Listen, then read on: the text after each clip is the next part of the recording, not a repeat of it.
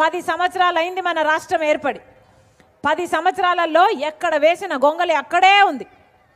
10 సంవత్సరాలలో 5 సంవత్సరాలు చంద్రబాబు గారు ముఖ్యమంత్రి, ఇప్పుడు 5 సంవత్సరాలు జగన్మోహన్ రెడ్డి గారు ముఖ్యమంత్రి. 10 సంవత్సరాలలో అభివృద్ధి చెందిందా అని వెనక్కి తిరిగి చూసుకుంటే ఏం కనిపిస్తుంది? ఏమీ కనిపించడం లేదు, అంతా శూన్యమే. ఈ 10 సంవత్సరాలలో కనీసం పట్టుమని 10 కొత్త పరిశ్రమలైనా వచ్చాయా? మరి అభివృద్ధి ఎలా జరుగుతుంది? మన బిడ్డలకు ఉద్యోగాలు ఎలా వస్తాయి? ప్రత్యేక హోదా మనకు 10 సంవత్సరాల క్రితం రావాల్సింది. జగన్మోహన్ రెడ్డి గారు ఏం చెప్పాడు? 3,000 కోట్లతో రైతుల కోసం ధర స్థిరీకరణ నిధి ఏర్పాటు చేస్తాను, ప్రతి సంవత్సరము పక్కన పెడతాను మద్దతు ధర కోసం అని చెప్పిన జగన్మోహన్ రెడ్డి గారు ఒక్క సంవత్సరమైనా 3,000 కోట్ల రూపాయలు రైతుల కోసం పక్కన పెట్టాడా?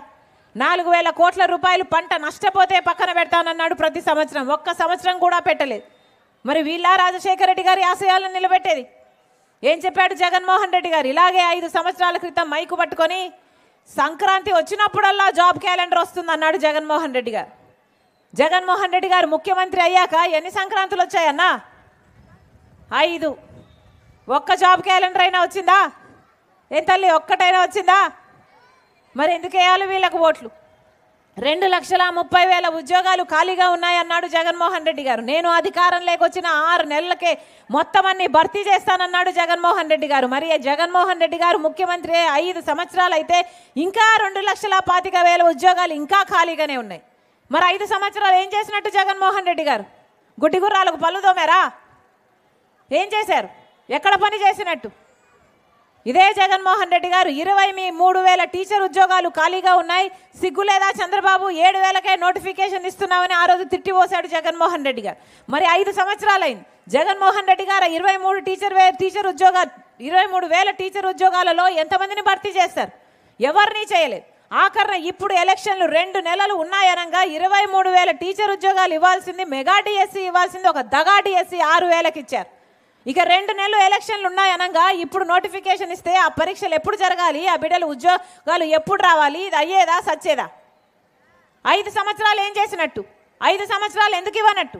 కనీసం కుంభకర్ణుడైనా 6 నెలలు నిద్రపోతాడు, 6 నెలలు పనిచేస్తాడే. మరి జగన్మోహన్ రెడ్డి గారు ఏం చేసినట్టు 5 సంవత్సరాలు? వీళ్ళ రాజశేఖర రెడ్డి గారి ఆశయాల్లో నిలబెట్టేది. రాజశేఖర రెడ్డి గారు జలయజ్ఞం కోసం నా ప్రాణం పోయినా పర్వాలేదు అనుకున్నాడు రాజశేఖర రెడ్డి గారు. అలాంటిది జగన్మోహన్ రెడ్డి గారు నేను ముఖ్యమంత్రి అయ్యాక 42 ప్రాజెక్టులు రాజశేఖర రెడ్డి గారు సగంలో వదిలి వెళ్ళిపోయారు, నేను అవి పూర్తి చేస్తానని నవరత్నాలలో పెట్టాడు జగన్మోహన్ రెడ్డి గారు. ఎన్ని పూర్తి చేశారన్నా? సగం చేశాడా? కాలు చేశాడా? 10వ వంతు చేశాడా? ఎన్ని చేయలేదు కదా. మరి వీళ్ళ రాజశేఖర రెడ్డి గారి ఆశయాలను నిలబెట్టేది. రాజశేఖర రెడ్డి గారు మాటిస్తే మాట తప్పని మనిషి, ప్రాణం పోయినా సరే మాట తప్పేవాడు కాదు రాజశేఖర రెడ్డి గారు. అదే జగన్మోహన్ రెడ్డి గారు ఇలాగే 5 సంవత్సరాల క్రితం మైకు పట్టుకొని ఏం చెప్పాడమ్మా? పూర్తి మద్యపాన నిషేధం చేస్తాను అని చెప్పలేదా జగన్మోహన్ రెడ్డి గారు? అయిందా? పూర్తి మద్యపాన నిషేధం అయిందా తల్లి? పూర్తి మద్యపాన నిషేధం చేయకపోతే నేను వచ్చి ఓట్లే అడగనన్నాడు జగన్మోహన్ రెడ్డి గారు.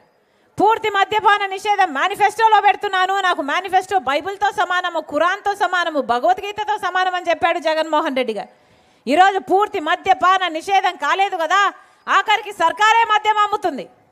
సర్కారు ఏది అమ్ముతే అదే కొనాలట. ప్రపంచంలో ఎక్కడా దొరకనవి ఇక్కడ దొరుకుతున్నాయన్నా. ఏమమ్ముతున్నారు వీళ్ళు? భూమట, స్పెషల్ స్టేటస్ అట, డిఎస్సి అట, 3 క్యాపిటల్ అట. అయ్యా జగన్మోహన్ రెడ్డి గారు వాగ్దానాలన్నీ ఎక్కడ నిలబెట్టుకున్నారయ్యా అంటే అదిగో లిక్కర్ షాపులు అన్నీ నిలబెట్టుకున్నాం అన్నట్టుగా తయారైంది పరిస్థితి. ఇక్కడ దొరికేటి ఈ నాసిరకం మందు ఇక ఎక్కడా లేదు, ప్రపంచంలో ఎక్కడా లేవి, ఇక్కడే ఉన్నాయి, మనకే స్పెషల్. ఈ నాసిరకం మందు తాగి, ఈ కల్తీ సరుకు తాగి మన రాష్ట్రంలో 25% మంది ఎక్కువ చచ్చిపోతున్నారు. లివరు, కిడ్నీలు చెడిపోయి ఎవరు పట్టించుకుంటున్నారన్నా? ఒక హెల్త్ ఆడిట్ ఉందా? అసలు ఓన్లీ క్యాష్ అట కదా, డిజిటల్ పేమెంట్స్ ఏమీ లేవట కదా. అంటే ఎంత అమ్ముతున్నారు? స్టేట్ ట్యాక్స్ ఎంత, సెంట్రల్ ట్యాక్స్ ఎంత, ఎక్సైజ్ డ్యూటీ ఎంత? దీనికో పాడు పద్ధతి ఏదైనా ఏడ్చిందా? మొత్తం ఒక లిక్కర్ మాఫియా చేశారు. ఇది సరిపోలేదని ఇప్పుడు డ్రగ్స్ కంటైనర్లలో వస్తున్నాయి మన రాష్ట్రానికి. ఎక్కడ చూసినా గంజాయి దొరుకుతుంది. దేంట్లో అభివృద్ధి చెందింది ఆంధ్ర రాష్ట్రం? అవినీతిలో చెందింది, మద్యంలో చెందింది, మత్తులో చెందింది. ఇది కాకపోతే ఏం సాధించినట్టు 10 సంవత్సరాలుగా?